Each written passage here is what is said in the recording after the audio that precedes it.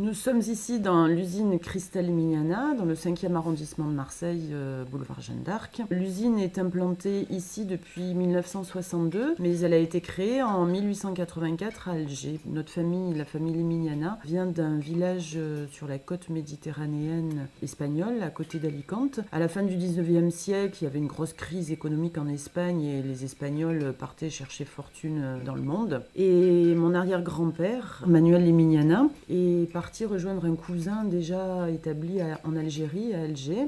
On disait qu'il avait monté un bar à Alger. Donc les parents de mon arrière-grand-père l'ont mis tout seul dans un bateau en partance pour Alger.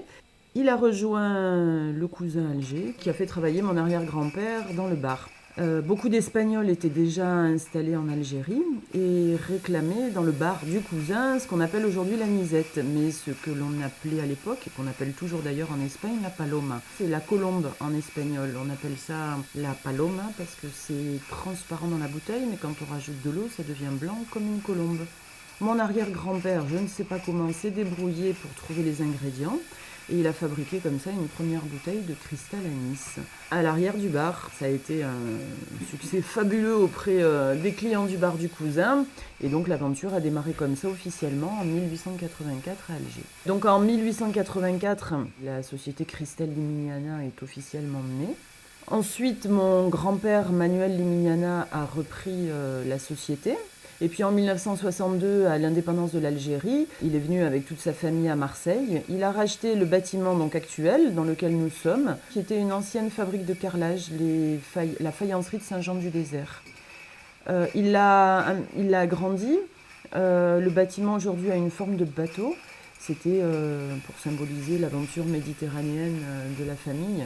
Aujourd'hui encore, les voisins continuent d'appeler le bâtiment le bateau.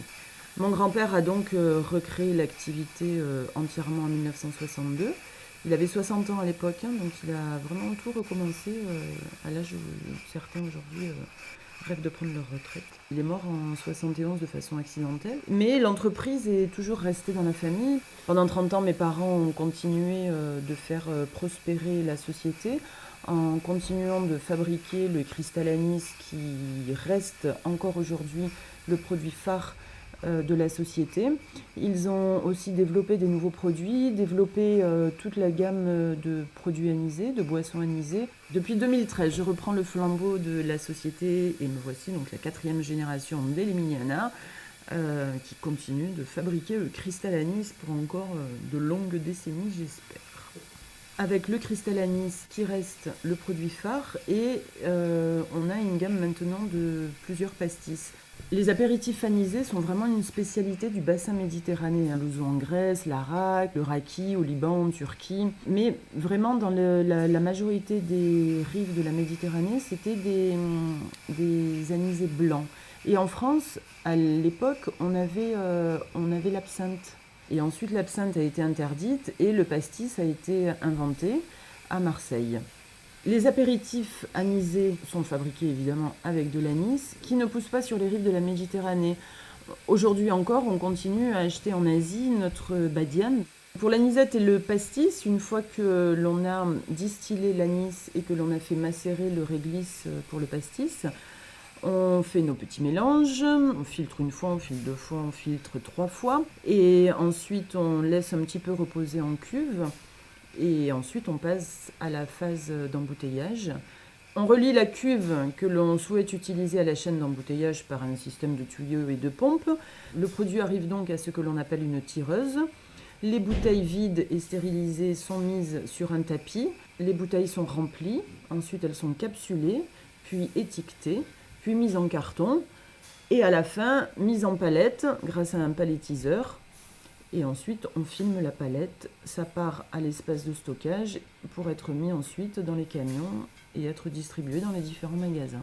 À part l'anis et le réglisse que l'on continue à acheter en Asie, puisque ça pousse là-bas, tous nos autres ingrédients et toutes les fournitures que nous utilisons sont fabriqués en France, voire même de façon locale. On est une des dernières usines dans Marseille intramuros et surtout une des dernières à fabriquer du pastis de Marseille à Marseille. On est en plein cœur du 5e arrondissement de Marseille, avec les transports en commun pas loin, puisque maintenant on a la chance d'avoir le tram et le métro à 300 mètres de l'usine, ce qui facilite beaucoup les visiteurs qui viennent découvrir notre fabrication. Les jours où on embouteille nos apéritifs anisés, évidemment, ça dégage une odeur d'anis dans tout le quartier. Et je me suis vite aperçue que les gens du quartier eux-mêmes n'étaient jamais rentrés dans l'usine et ne savaient pas vraiment ce qu'il s'y passait. Souvent, ils pensaient que ça n'était qu'un entrepôt. Il y a un petit peu plus d'un an, j'ai donc décidé d'organiser des visites de l'usine. Et les gens sont très surpris de rentrer et de voir qu'au cœur d'un quartier, il y a une véritable usine avec toute une équipe qui se démène pour fabriquer du pastis et de l'anisette tous les jours de la semaine.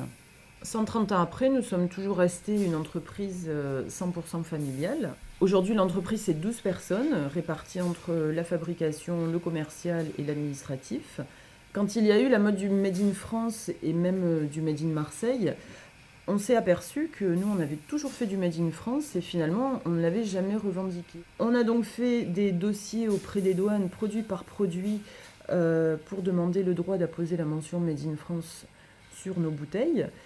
On a obtenu évidemment cette autorisation pour chacun des produits qui sont fabriqués dans l'usine. On s'est fait faire une petite estampille Marseille Made in France avec la bonne mère au milieu. Et on la pose donc petit à petit sur les étiquettes des anciens produits et des nouveaux produits. On a aujourd'hui dans notre catalogue toute une gamme de produits anisés, donc évidemment le cristal anis, le produit avec lequel la société est née, donc l'anisette. Et puis on a sa déclinaison sans alcool avec le cristal sans. Donc ça c'est une anisette sans alcool, c'est 0 calories. Il n'y a pas d'alcool, il n'y a pas de sucre, il n'y a pas de colorant, il n'y a pas de réglisse, il n'y a pas d'édulcorant. Enfin, il n'y a strictement aucune contre-indication. Tout le monde peut en boire. Aujourd'hui, les ventes de cristal sans, donc l'anisette sans alcool, ne cessent d'augmenter. On a donc décidé de sortir une autre gamme d'anisés sans alcool, la gamme Sereno, avec des déclinaisons. Donc on a le Sereno Orgeat, donc anis orgeat, et le Sereno menthe, anis menthe. Et ensuite, on a toute la gamme d'anisés avec alcool qui tourne autour du cristal anis. Donc, on a le cristal bleu, le cristal rose, qui est la version colorée du cristal anis. Et ensuite, on a 3 pastis. Donc, on a le pastis à Marseillais, qui est le pastis vraiment traditionnel et populaire, qui répond à tous les codes du pastis populaire. Et puis, on a ensuite le pastis Massilia et le pastis Phocéa. Dans le Phocéa, on a rajouté des notes de coriandre et de fenouil, et dans le Massilia, on a rajouté des notes de cannelle et de vanille. On continue aujourd'hui à fabriquer des produits qui existaient déjà du temps de mon grand-père, comme le Cap Corse impérial, qui est un apéritif à base de vin et de quinquina, et le Pachament, qui est une liqueur de menthe glaciale. Aujourd'hui, les gens qui nous achètent le Pachament nous disent qu'ils le boivent souvent à la fin du repas, allongé d'eau pétillante. On a aussi la fameuse manzana verde, donc une liqueur de pomme verte, ça c'est le petit clin d'œil à nos origines espagnoles. Et depuis peu, on fabrique une vodka, donc la première vodka marseillaise, la vodka cristal, que l'on élabore à partir de blé. On a maintenant dans notre éventail de produits un whisky qui s'appelle Blackfy. Et bientôt, on va ressusciter un rhum qui existait du temps de mon grand-père. Le Old Manada Rhum, c'est le dernier des survivants à Marseille.